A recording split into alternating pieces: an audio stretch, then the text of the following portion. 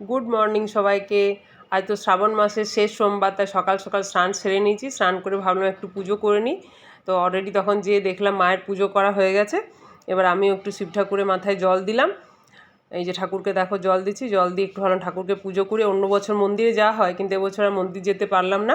বাড়িতেই শিব ঠাকুরের মাথায় জল দিলাম আর ধূপ প্রদীপ জ্বালিয়ে যেরকম পুজো করা হয় এভাবে পুজো করলাম। আর ভাবলাম প্রত্যেকটা সোমবারই করেছি, আমরা নিরামিষ খাওয়া দাওয়া করেছি, তো আজকেও সেইভাবে ভাবলাম পুজো করে নিরামিষ খাওয়া দাওয়া করবো। কিন্তু নিরামিষ খেলে ভাত তরকারি খাওয়ার ইচ্ছে হচ্ছিল না, ভাবছিলাম অন্য কিছু করি। তার জন্য ভাবতে ভাবতে চলো রান্নাঘর দিকে এবার চলে এলাম। আর কী নিরামিষ রান্না করব এটাই তোমাদের সাথে শেয়ার করব। কিন্তু ভাত তরকারি আজকে করব না, অন্য কিছু করব, সেটা একটু ইচ্ছে আছে। তার জন্য প্রথমে দেখো একটু পায়েস বানাবো, ওই সিমুয়ের পায়েস করব। সেটা আমি কীভাবে করব দেখো, নর্মালি যেরকম হয় সেরকমই, তার মধ্যে একটু আলাদা আছে, দেখলেই বুঝতে পারবে। এই ঘি দেওয়া হয়ে গেছে আর তোমার এলাচ দিলাম। এবার সিমুইটাকে প্যাকেট খুলে দিয়ে দিলাম, দিয়ে ভালো করে বেশ ব্রাউন কালার আসা পর্যন্ত ভালো করে এটাকে ভেজে আমি একটা পাত্রে তুলে রাখবো। আর আজকে আমি ঠিক করেছিলাম যে সিমুয়ের পায়েস করব আর একটু বেশ আলু পোস্ত করব আর চালের রুটি বানাবো, ওটাই তোমাদের সাথে শেয়ার করব। এবার দেখো সিমুইটা তুলে নিতে দিলাম, আমি ওটার মধ্যে চিনি দিয়ে দিলাম, চিনিটাকে একটু ক্যারামেলাইজ করে দিলাম, তারপর গ্যাসটা অফ করে দিয়েছি। এবার আমি এর মধ্যে যে ঘন দুধটা করে রেখেছি সেটা কিছুটা পরিমাণ ঢেলে, এখনও প্রচণ্ড গরম আছে, এই অবস্থায় দুধটা কিছুটা পরিমাণ ঢেলে, গ্যাস কিন্তু আমি বন্ধ করে দিয়েছি, গ্যাসের ফ্লেমটা। তারপরে তোমার দুধটা ঢেলে এটাকে আস্তে আস্তে করে নাড়িয়ে নিলাম। এইবার পুরো দুধটা এর মধ্যে আস্তে আস্তে করে ঢেলে দিলাম। এতে কী হয়ে দেবে, খেতেও একটা অন্যরকম একটা স্মোকি ফ্লেভার আছে আর দেখতেও খুব সুন্দর, কালারটা খুব সুন্দর হয়ে যায়। এই জন্য তোমাকে যে গুড়ের বাতাসা দিতে হবে বা কালার টানার জন্য কিছু করতে হবে ওটা প্রয়োজন পড়বে না। এবার এর মধ্যে সিমুইটা দিয়ে ভালো করে ফুটিয়ে নিলাম। তারপর আবার একটা আমুল দুধের প্যাকেট কেটে সেটা ঘন করে এর মধ্যে ঢেলে দিলাম। দেখো এইভাবে সুন্দর একটা তৈরি হয়েছে, গন্ধটা খুব সুন্দর এসছে আর খেতেও কিন্তু খুব অপূর্ব হবে। সবাই এইভাবে একবার বানিয়ে দেখবে, চিনিটাকে ওইভাবে করে, তাতে কিন্তু আর পরে আর চিনি দিতে হয়নি আমাকে, আমি ঠিক পরিমাণ মতো আগে চিনিটা দিয়ে দিয়েছিলাম যতটা দরকার ছিল।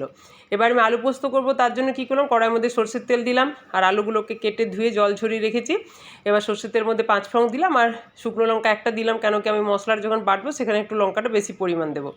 এবার আলুগুলো দিয়ে দিলাম 5 ফোড়নের সাথে, তারপর ভালো করে এটাকে নেড়ে চেড়ে এই যে পোস্তটার সাথে আমি 3-4টে লঙ্কা দিলাম, শুকনো লঙ্কা দিয়ে ভালো করে বেটে নিলাম ওটা মিক্সিতে। আর এদিকে আলুটা দেখো লাল লাল করে ভাজা হয়েছে, তখন আমি বড় বড় 2টো টমেটো কেটে এর মধ্যে দিয়ে দিলাম, দিয়ে নুন দিয়ে একটু সিমে করে এটাকে ঢাকা দিয়ে কিছুক্ষণের জন্য রেখে দেবো। যখন টমেটো আলুটা সেদ্ধ হয়ে আসবে তখন ওই যে বেটে রাখা পোস্তটা আমি এর মধ্যে দিয়ে ভালো করে এবারে নেড়ে চেড়ে দেবো। আমি পোস্তটা কিন্তু এইভাবে বানাই, এতে আমি হলুদ একটুও দিই না, সাদা সাদা দেখতে হয়, খেতেও বেশ ভালো লাগে আর শুকনো লঙ্কাটা দেওয়ার জন্য একটা কালারটাও খুব সুন্দর আসে। এবার বাটিটা ধুয়ে এর মধ্যে পোস্তর যে জলটা সেটা দিয়ে দিলাম, দিয়ে ভালো করে নেড়ে চেড়ে আমার পোস্ত রেডি।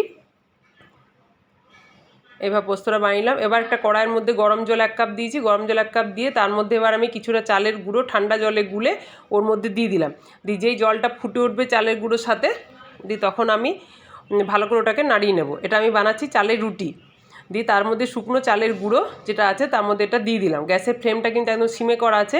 এইভাবে ভালো করে এটাকে আমি নেড়ে নেব, ভালো করে মেখে একটা এরকম যখন ডো তৈরি হবে তখন গ্যাসের ফ্লেমটা সিমে করে কিছুক্ষণ এটাকে ঢাকা দিয়ে রেখে দেবো। তারপর কিছুক্ষণ পর ফ্লেমটা বন্ধ করে দিয়ে একটু একটু করে ওখান থেকে বের করে হালকা যখন কুসুম গরম থাকবে সেই অবস্থাতে এটাকে লেচিটা আমাকে বানিয়ে নিতে হবে। এটা কিন্তু পুরো ঠান্ডা হয়ে গেলে করা যাবে না, যেহেতু চালের গুঁড়ো জিনিস শক্ত হয়ে যাবে, তাই গরম থাকতে থাকতে তোমাকে এটা বানিয়ে নিতে হবে। এইভাবে লেচিটা করে নেবো, দিয়ে একটা একটা করে বেলে দেখো আমি চালের রুটিটা কীভাবে বেলে নিলাম। চালের রুটি আটা রুটির মতো অত নিখুঁত হয়তো বেলা যাবে না, সাইডগুলো একটু ফেটে ফেটে যায়, ওতে কোনো প্রবলেম নেই, কিন্তু রুটি খেতেও একই রকম লাগবে, নরম হবে, তুলতুলে এবং ফুলকোও হবে। এই দেখো তাওয়াতে দিয়েছি কী সুন্দর ফুলে উঠেছে। এভাবে প্রত্যেকটা রুটি আমি এবারে বানিয়ে নেব। আমি ঠিক করে রেখেছিলাম, মেয়ে বলছিল নিরামিষ ভাত খেতে ভালো লাগে না, তাহলে অন্য কিছু একটু করে দাও, তাই ভাবলাম তাহলে চালের রুটি, আমার মেয়ে খুব ভালোবাসে, তো চালের রুটি পায়েস আর পোস্ত করলাম, খুবই ভালো লাগে এটা খেতে। তোমরা একদিন বাড়িতে বানিয়ে দেখতে পারো। এই দেখো আমার রেডি হয়ে গেছে, আমরা এবার খাওয়া দাওয়া করে নিই। তোমাদের যদি ভালো লেগে থাকে অবশ্যই আমার চ্যানেলটিকে ফলো করে রাখো, এবং যদি কেউ সাবস্ক্রাইব করা না থাকে সাবস্ক্রাইব করে দিও, কমেন্টস করে জানিও কেমন লাগলো। সবাই ভালো থেকো।